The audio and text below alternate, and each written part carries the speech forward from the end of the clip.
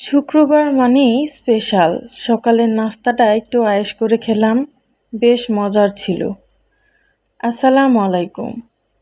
যেহেতু হাজব্যান্ড আজকে বাসায়, সেহেতু সকালের নাস্তাটা আর একটু স্পেশাল হলো তার জন্যই।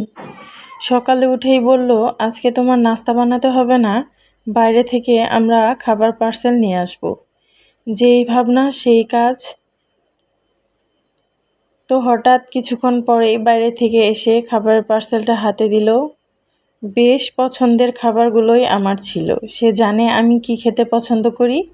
যেগুলো পছন্দ করি সেগুলো এনেই হাতে তুলে দিল। ছিল চিকেন চাপ, ছিল হালিম আর ছিল নান। নানগুলো ছিল বেশ মজা, এগুলোতে ঘি মিক্সড করা ছিল। এত ফ্লেভারফুল ছিল, খোলার সাথে সাথে ঘ্রাণে মোমো করছিল, একদম মাতোয়ারা গন্ধ।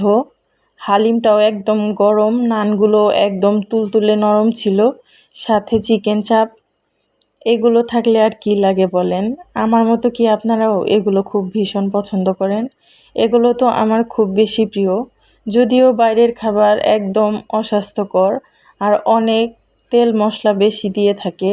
আমরা বাড়িতে যে রান্নাগুলোই যদি করি, আমরা হয়তো এত বেশি মশলা বা এত বেশি তেল ব্যবহার করব না, কিন্তু বাইরের খাবারগুলোতে অনেক বেশি তেল মশলা একটু বেশিই থাকে।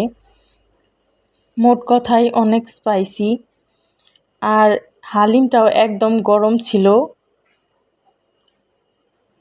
এগুলো সবই আমার ভীষণ প্রিয়।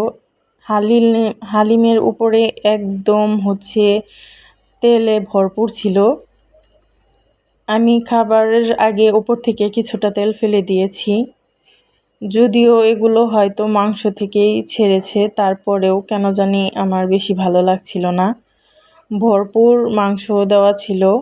আর চিকেন চাপের কালারটাও অনেক সুন্দর ছিল, একদম পোড়া পোড়া ভাজি ভাজি।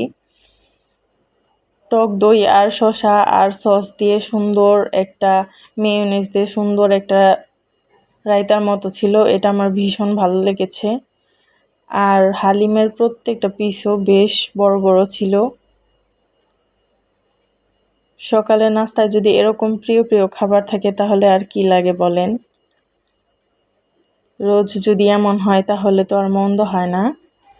তো আজকের মতো এখানেই বিদায় নিচ্ছি। দেখা হবে আবার কোনো নতুন ভিডিওতে। আল্লাহ হাফেজ। সবাই ভালো থাকবেন। আমার সাথে